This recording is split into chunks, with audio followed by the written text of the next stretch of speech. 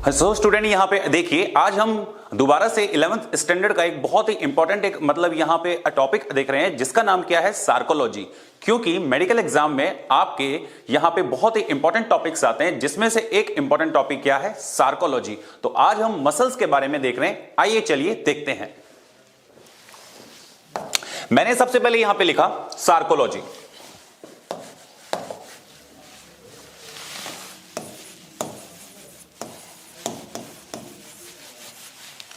Sarcology क्या होता है सुनिए। सबसे पहले the study of muscles is known as sarcology. The study of muscles are known as sarcology. ठीक है भाई। अब आपको यह बात पता है कि जो मसल्स होती हैं इनके अंदर जो साइटोप्लाज्म होता है उसको क्या बोलते हैं, सार्कोप्लाज्म बोलते हैं। क्या बोलते हैं, सार्कोप्लाज्म। ये कुछ क्या हैं, छोटे छोटे वर्ड्स हैं जो आपके लिए इंपॉर्टेंट है, क्योंकि यहां पे बच्चे बहुत ज्यादा कंफ्यूज होते हैं कि भाई सार्कोप्लाज्म क्या होता है, सार्कोलॉजी क्या होती है, सार्कोलेमा क्या होता है और सार्कोप्लाज्मिक रेटिकुलम क्या होता है। तो ये वर्ड्स आपको जानना बहुत ज्यादा जरूरी है। तो मैंने यहां पे क्या बोला, मसल्स का जो साइटोप्लाज्म होता है उसको तो क्या बोलते हैं, सार्कोप्लाज्म। और मसल की जो प्लाज्मा मेम्ब्रेन होती है, प्लाज्मा मेम्ब्रेन, उसको बोलते हैं सार्कोलेमा। सार्कोलेमा, ठीक है। सार्कोलेमा मतलब the plasma membrane of the muscle cell. ठीक है। इसके बाद में एक और इंपॉर्टेंट चीज है यहां पे, that is known as sarcoplasmic reticulum. Sarcoplasmic reticulum ये होता है endoplasmic reticulum, endoplasmic reticulum of the muscle. Muscle का जो ईआर होता है, endoplasmic reticulum, is known as sarcoplasmic reticulum, जो कि कैल्शियम आयन स्टोर करता है। It store calcium ion. Which ion, calcium ion. क्योंकि आपको पता है कि मसल कॉन्ट्रैक्शन के लिए कैल्शियम आयन का जरूरी होना बहुत ज्यादा क्या है, मस्ट है। तो मैंने यहां पे आपको यह बताया है कि भाई सार्कोलॉजी मतलब the study of muscle. Muscle का जो साइटोप्लाज्म होता है उसको बोलते हैं सार्कोप्लाज्म। ठीक है। मसल्स का जो प्लाज्मा जो क्या है, मेम्ब्रेन है, उसको क्या बोलते हैं, सार्कोलेमा। और मसल्स का जो ईआर होता है जिसको हम यहां पे जानते हैं सार्कोप्लाज्मिक रेटिकुलम के नाम से। अब आपको यह बात मालूम है कि हमारी बॉडी में टोटल जो मसल हैं, अगर मैं टोटल मसल की बात करूं तो यहां पे बात करूं तो 639 मसल्स होती हैं टोटल। ठीक है, 639 मसल्स होती हैं, जिसके अंदर कुछ मसल्स क्या होती हैं, वॉलंटरी मसल्स होती हैं, कुछ मसल्स क्या होती हैं, इनवॉलंटरी होती हैं, और कुछ मसल्स क्या होती हैं, कार्डिक मसल होती हैं। ठीक है। अब एक और चीज, आपकी एनसीईआरटी में ह्यूमन फिजियो के अंदर ये चैप्टर का नाम क्या है, लोकोमोशन एंड मूवमेंट। ठीक है। तो आपको यहां पे मसल्स के बारे में आज पूरा अच्छे से बेसिक समझ में आ जाएगा। तो आइए चलिए इसको आगे से और देखते हैं।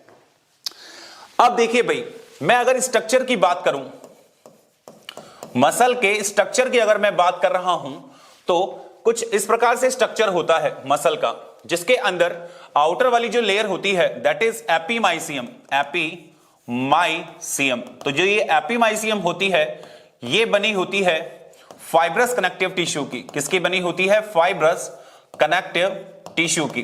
तो it is made up of fibrous connective tissue. ठीक है। इस सर्कल के अंदर जब आप इसको अंदर से देखेंगे तो आपको और सर्कल्स यहां पे दिखाई देंगे, यहां पे आपको और सर्कल दिखाई देंगे। अंदर वाला जो यहां पे सर्कल है, इसकी जो लेयर है that is known as perimysium. Perimysium, और पेरीमाइसियम किसको कवर करती है, मसल फाइबर्स को। किसको करती है, मसल फाइबर को। ठीक है, मसल फाइबर को।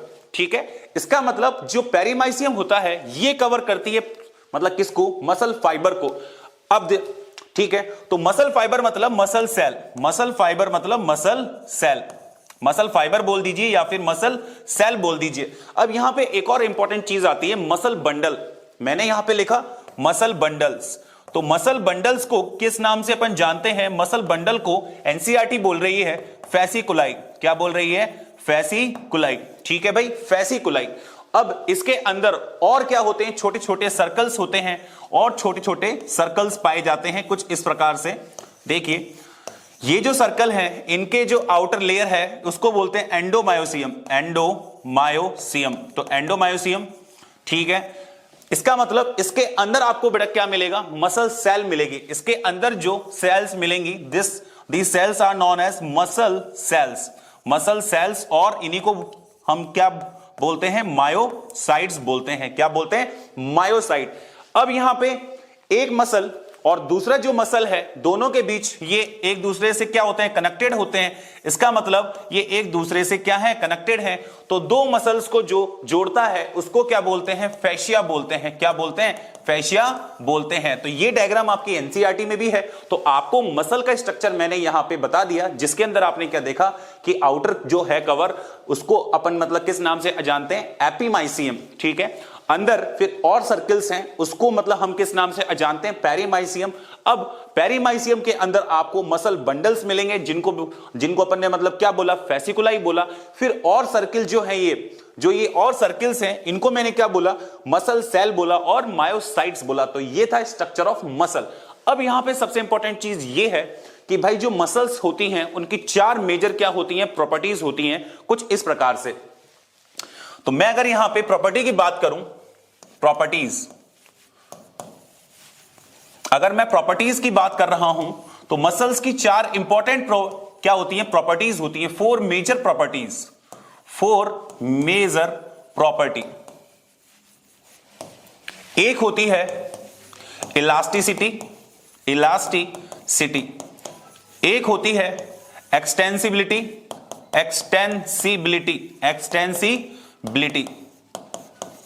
एक होती है कॉन्ट्रैक्टिलिटी, और एक होती है फोर्थ एक्साइटेबिलिटी।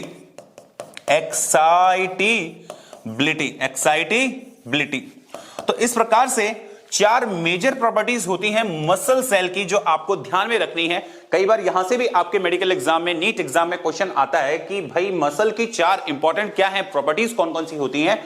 तो फर्स्ट इज इलास्टिसिटी, इलास्टिक होती है मसल्स। फिर एक्सटेंसिबिलिटी, एक्सटेंड कर सकते हैं, कॉन्ट्रैक्ट करती है, और एक्साइटेबल है, क्योंकि आपकी बॉडी में दो सेल्स ही ऐसी हैं जो पोलराइज स्टेट से डीपोलराइज स्टेट में चेंज हो सकती है। एक का नाम क्या हो गया, मसल सेल, और दूसरी जो मतलब सेल है उसका नाम क्या है, नर्व सेल, मतलब न्यूरॉन सेल। तो ये चार प्रॉपर्टीज आपको मसल्स के लिए जानना जरूरी है। इसके बाद में जो टॉपिक आता है वो आता है टाइप ऑफ मसल्स। तो तीन टाइप की मसल्स होती हैं। पहली मसल्स होती हैं वॉलेंट्री मसल्स। वॉलेंट्री का एक और नाम होता है स्केलेटल मसल। दूसरी जो मसल होती है दैट इज इनवॉलेंट्री मसल, जिसका दूसरा नाम है स्मूथ मसल। और जो थर्ड जो मसल है दैट इज कार्डिक मसल, इसी का, अच्छा ये इनका नेचर भी क्या होता है, इनवॉलेंट्री होती हैं, इनवॉलेंट्री मसल्स। तो इस प्रकार से तीन टाइप की मसल्स बॉडी में हमारे पाई जाती हैं।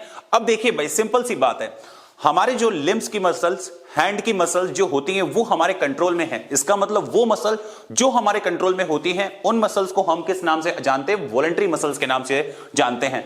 वॉलेंट्री मसल्स के अंदर आपको लाइट और डार्क कलर के बैंड्स दिखाई देंगे, ये बात भी इंपॉर्टेंट है। और इसके अंदर मल्टी न्यूक्लिएटेड कंडीशन आपको देखने के लिए मिलेगी। इसका मतलब मैंने यहां पर लिखा कि मल्टी न्यूक्लिएटेड कंडीशन आपको देखने के लिए मिलेगी। ठीक है, स्टाइरेटेड मसल्स भी इनको बोलते हैं, स्टाइरेशंस भी आपको देखने के लिए मिलेंगी, और ये हमारे कंट्रोल में होती हैं। ठीक है, तो इसका मतलब हमारी जो बॉडी में जो हमारी मतलब क्या है भाई, जो हमारे पास है, हमारे कंट्रोल में है, उन मसल्स को हम किस नाम से जानते हैं, वॉलेंट्री मसल्स के नाम से जानते हैं। एक और चीज, ये क्या होती हैं, ये अनब्रांच होती हैं। ये क्या होती हैं, अनब्रांच्ड होती हैं, ये बात भी इंपॉर्टेंट है। जो इनवॉलेंट्री मसल्स होती हैं, जिनको स्मूथ मसल्स के नाम से हम जानते हैं, इनकी जो शेप की अगर मैं बात करूं तो इनकी जो शेप होती है वो होती है फ्यूजिफॉर्म। कैसी होती है, फ्यूजिफॉर्म, या फिर आप कह सकते हैं स्पिंडल शेप, अब ये हमारे कंट्रोल में नहीं होती, तो हमारे जो विसरल ऑर्गन की जो मसल्स हैं वो सारी मसल्स आ जाती हैं इनवॉलेंट्री या फिर स्मूथ मसल्स के अंदर। अब यहां पे इंपॉर्टेंट चीज क्या है, यूनी न्यूक्लिएटेड कंडीशन मिलती है। इसके पास कैसी कंडीशन मिलती है, यूनी न्यूक्लिएटेड कंडीशन मिलती है। ठीक है, अच्छा भाई, एक सबसे इंपॉर्टेंट चीज क्या है कि इनके पास लाइट और डार्क कलर के बैंड्स नहीं मिलते, तो इनको मैंने क्या बोला, नॉन स्टेरेटेड मसल्स। नॉन स्टेरेटेड मसल्स होती हैं, इनके पास लाइट और डार्क कलर के बैंड्स नहीं होते हैं। इसमें एक और चीज जो इंपॉर्टेंट है वो ये है कि भाई देखो, एक तो क्या हो गई, शेप हो गई, एक क्या हो गया, न्यूक्लियस हो गया, एक क्या हो गई, इनके पास में लाइट और डार्क कलर के बैंड्स नहीं होते। इसके बाद जो इंपॉर्टेंट चीज है कि ये विसरल ऑर्गन्स के अंदर होती हैं, ये बॉडी के विसरल ऑर्गन्स के अंदर पाई जाने वाली क्या है, मसल्स हैं। तो ये भी बात आपको यहां पे समझनी है। तीसरी जो मसल है जो कि सिलिंड्रिकल होती है, एसोसिएट विद द हार्ट, ये हार्ट से एसोसिएटेड होती है, एसोसिएटेड विद हार्ट, ठीक है, ये हार्ट से एसोसिएटेड होती है। दूसरी चीज, और इसमें एक और इंपॉर्टेंट चीज क्या होती है, ये ब्रांचिंग होती है, ये ब्रांचिंग फॉर्म में होती है, ये इंपॉर्टेंट चीज है। ये यूनिन्यूक्लिएटेड होती है, पर इसके पास में क्या होता है, इसके पास में स्टायरेशंस होती हैं। इसका मतलब लाइट और डार्क कलर के बैंड इसके पास में होते हैं। तो मैंने यहां पे लिखा लाइट और डार्क कलर के बैंड्स यहां पे होते हैं। अब मैंने आपको तीनों मसल्स के बारे में एक बेसिक सा डिफरेंस यहां पे बता दिया है, जो आपके लिए बहुत ज्यादा इंपॉर्टेंट है, क्योंकि टाइप ऑफ मसल से क्वेश्चन बहुत बार आता है कि भाई कौन से मसल की क्या खास बात होती है। तो उम्मीद करता हूं आपको मसल के बारे में एटलीस्ट बेसिक चीजें आज आपको जानना, मतलब आपको यहां पे मिली है। इसका मतलब आपको आज के बाद में मसल्स के बारे में कोई दिक्कत नहीं आने वाली है। सार्कोलॉजी के टॉपिक में से आपको आज के बाद में कोई दिक्कत नहीं आती है, ठीक है। तो स्टूडेंट, हम दोबारा से मिलेंगे इसी प्रकार की और वीडियोस के साथ। तो मतलब ठीक है, ओके, मिलते हैं, बाय बाय।